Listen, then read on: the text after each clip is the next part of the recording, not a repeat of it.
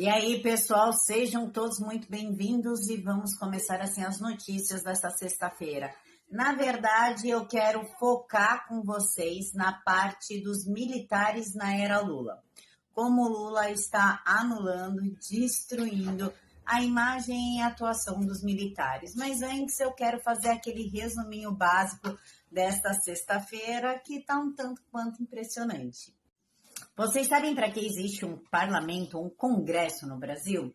Na verdade, em todos os países considerados democráticos, porque a Câmara dos Deputados e o Senado legislam, fazem leis, anulam leis, aprovam, não aprovam, enfim. A parte das leis é do Congresso. Já de processos e a parte judicial é das instâncias judiciárias. Ministério Público Federal, Procuradoria-Geral da República, o STF, o TJ, mas parece que Moraes faltou nesta aula e ele fez um projeto de regulamentação das redes sociais e vai encaminhar para o Congresso votar.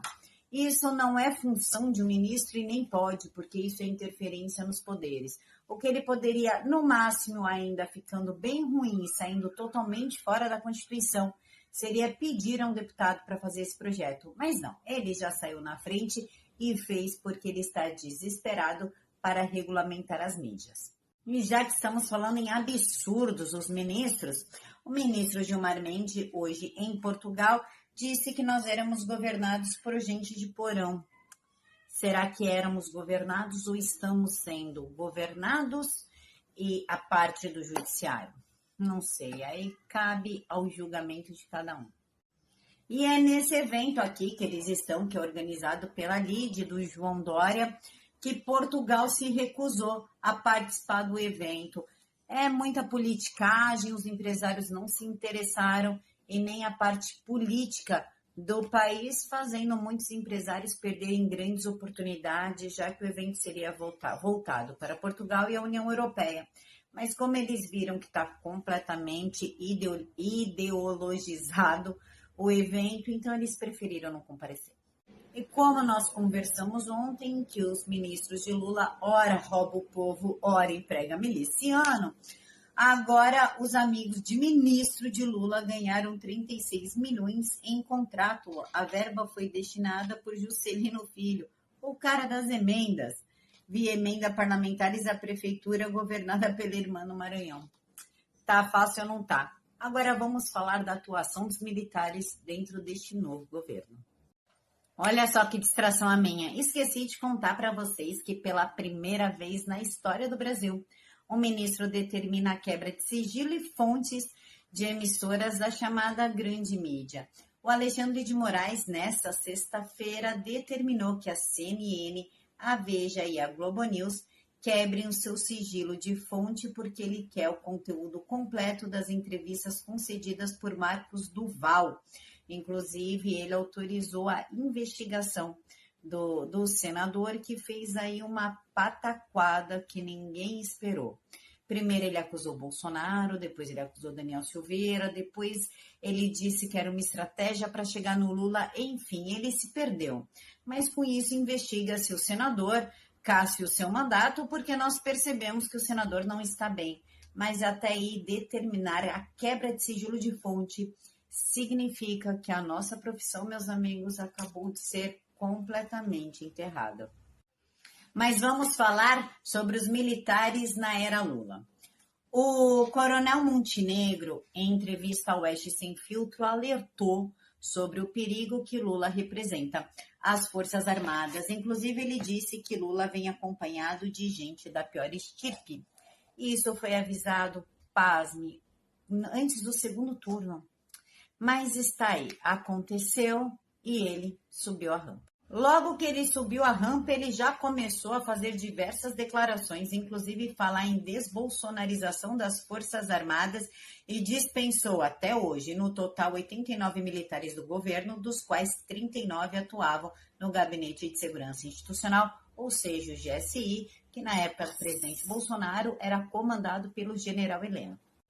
Inclusive, já na época da transição, o Lula falava em esvaziar a pasta do GSI, tirar a Segurança Presidencial e a Agência Brasileira de Inteligência, a ABIN, da pasta. Ele até colocou policiais federais para fazer a própria segurança, porque, segundo ele não confia nos militares. Até recado para os militares ele mandou no início de janeiro, lá na Globo News, quando ele disse: quem quiser fazer política, que tire a farda, renuncie ao seu cargo e crie um partido e vá fazer política. Inclusive, os militares são vistos pelo governo Lula como selvagens. Tanto que o ministro da Defesa, o Múcio, quando ele escolheu o primeiro comandante das Forças Armadas, ele teve que se responsabilizar pelo comandante lá no Supremo Tribunal Federal, como se o comandante fosse uma criança doida e mal criada. Até o Zé Disseu emendou ali uma ameaçazinha, falando em rediscutir o papel das Forças Armadas e responsabilizar as Forças Armadas pelos atos de vandalismo do dia 8. Ainda durante o governo de transição, o Flávio Dino, que era futuro ministro, alertou que ele ia criminalizar o pedido de ajuda às Forças Armadas. Até Lula mandou um recado para eles falando que eles não são o poder moderador que pensam que são e que não decretou a GLO lá em Brasília para não dar poder a um general. Afrontoso, né? Para não perder o cargo, o ministro da Defesa entrou na do Lula e começou a perseguir os militares, inclusive prometeu punição aos militares que supostamente tenham participado ou incentivado os acampamentos. Não é o ato do dia 8, e sim os acampamentos. Aí ele mandou o primeiro comandante embora, contratou o Paiva, e o que mais assusta é que ele garante que o novo comandante pense exatamente como ele. Ou seja, a polícia bolivariana mandou um oi pra gente. E eles estavam falando bem sério quando falaram em caçar militares. Bem no estilo: se ficar o bicho pega, se correr o bicho come. Porque o capitão da Marinha ele foi demitido por causa da participação dele nos acampamentos. Inclusive, o novo comandante disse que as investigações contra os militares vão avançar. Inclusive, em nome do Estado Democrático de Direito, o Exército indiciou, sim, militares por envolvimento nas manifestações. E não, gente, não é exatamente do dia 8. É das manifestações como um todo, 70 dias. Inclusive, o primeiro comandante ele foi mandado embora porque ele decidiu respeitar a Constituição Federal e garantir o livre direito da população de se manifestar. Isso causou uma fratura no nível de confiança entre o Lula e as Forças Armadas, segundo o próprio Lula. E já tem até notícia-crime correndo contra o ex-comandante do Exército.